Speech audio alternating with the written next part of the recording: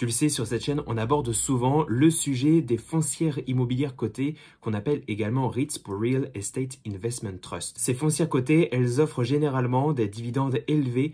En plus de ça, s'ajoute une appréciation de leur cours plutôt modérée, mais quand même intéressante au fur et à mesure du temps. Et en parlant de retour et de performance, c'est d'ailleurs ce que montre l'étude de JP Morgan qui a été faite et qui nous dit que de 2007 à 2021, les foncières cotées sont arrivées à la 3e place des classes d'actifs fournissant les meilleurs retours avec 7,3% de performance en moyenne derrière les petites et grosses capitalisations matérialisées par les indices du S&P 500 et du Russell 2000. À tel point qu'aux États-Unis, l'immobilier commercial représente la 3e plus grosse classe d'actifs derrière les obligations et les actions. Alors aujourd'hui, je vais te présenter 2 différents ETF qui ont la seule et même mission, suivre la performance de sociétés immobilières cotées dans le monde entier.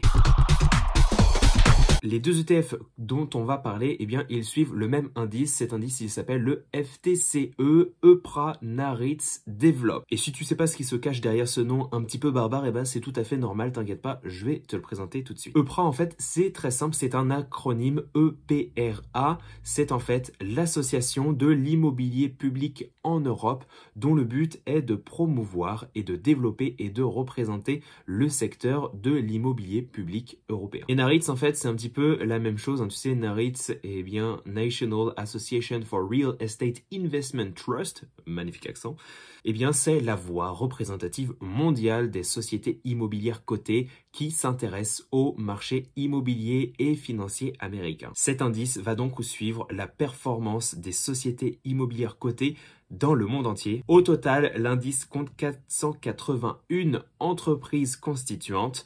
La foncière la plus importante représente 6% de son portefeuille et les 10 premières foncières pèsent plus de 25% du total du portefeuille. À noter également que le rendement global du dividende de ces 381 sociétés foncières immobilières est de 3,15%.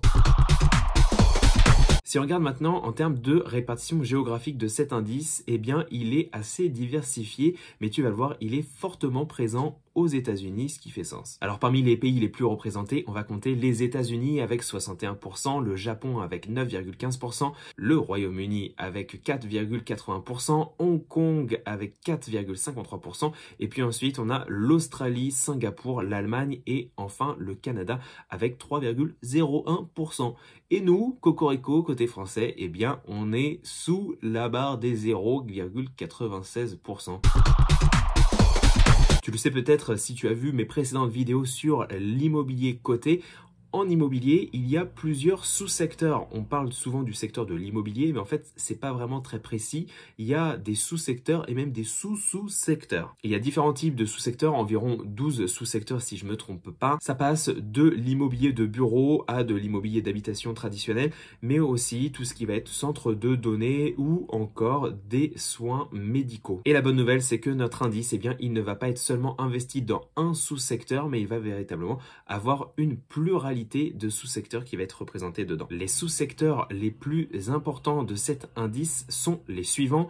On va retrouver le secteur de l'immobilier résidentiel, le secteur de l'immobilier de détail, de l'immobilier industriel et enfin de l'immobilier de bureau.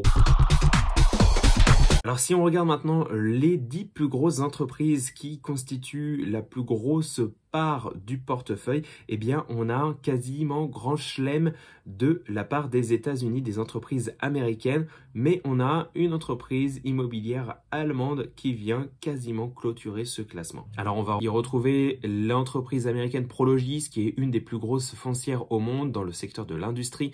On y retrouve également Equinix Public Storage qui, comme son nom l'indique, fait tout ce qui concerne les boxes de stockage. On a également Simon Property Group qui est dans le secteur de l'immobilier de commerce de détail et Simon Property Group, ils ont une part investie dans la foncière française Clépierre. On va retrouver Welltower dans l'immobilier de santé, Digital Realty Trust dans tout ce qui concerne les autres secteurs spécialisés, Realty Income, la fameuse Realty Income, l'entreprise à dividendes mensuels. On y retrouve également l'allemande Vonovia et puis ensuite deux américaines, Avalon Bay Community qui est dans le secteur de l'immobilier résidentiel et enfin Alexandria Real Estate Equity qui est également une entreprise américaine dans le secteur de l'immobilier de bureau. Je te propose maintenant de voir deux ETF que je t'ai sélectionnés et qui vont tenter de répliquer de la meilleure façon possible cet indice de référence que je viens de te présenter.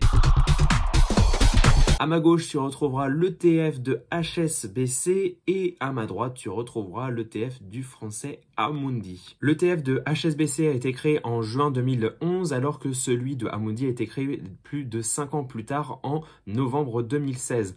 En termes de taille des fonds, on est à peu près dans une taille similaire, c'est-à-dire que le HSBC a un encours de 248 millions d'euros et celui d'Amundi un petit peu moins avec 242 millions d'euros sous gestion. En termes de politique de distribution, on en a deux différentes. Celui de HSBC est de mode distributif alors que celui de Amundi est de mode accumulatif. En termes de réplication, on est sur deux ETF physiques dont celui de HSBC qui est domicilié en Irlande et celui de Amundi qui est domicilié au Luxembourg. En termes de frais de gestion, là on est sur du ex-aequo parce que les deux ETF ont des frais de gestion de 0,24%. Je te propose maintenant de regarder les performances sur une semaine, un mois et puis au fur et à mesure des années. L'ETF qui a enregistré la meilleure performance sur la dernière semaine et le dernier mois, c'est celui de Amundi avec une performance sur le dernier mois de 3,65% au lieu de 3,32% pour celui du HSBC. Et par contre, sur les 3 derniers mois et les 6 derniers mois,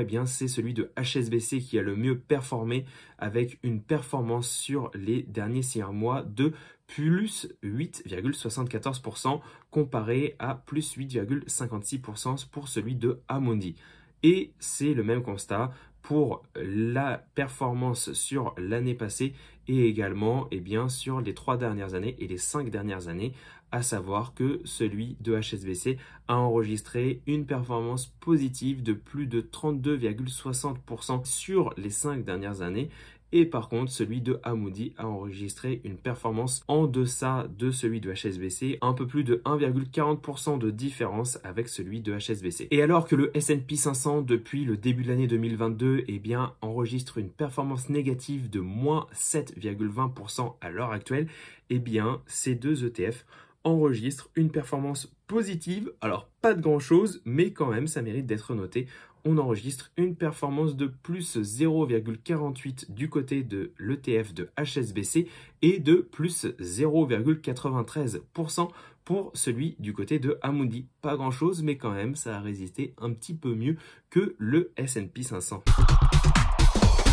On arrive à la fin de cette vidéo où je t'ai présenté l'indice qui tente de répliquer les performances de 381 entreprises investies dans l'immobilier et ce dans le monde entier. Est-ce que toi tu investis dans ces ETF-là? Est-ce que tu en achètes? Est-ce que tu as une exposition à de l'immobilier sur ton portefeuille? Ou est-ce que tu préfères acheter des entreprises immobilières de manière individuelle? N'hésite pas à mettre tout ça en commentaire et moi je te dis à très bientôt pour une prochaine vidéo. Bye bye!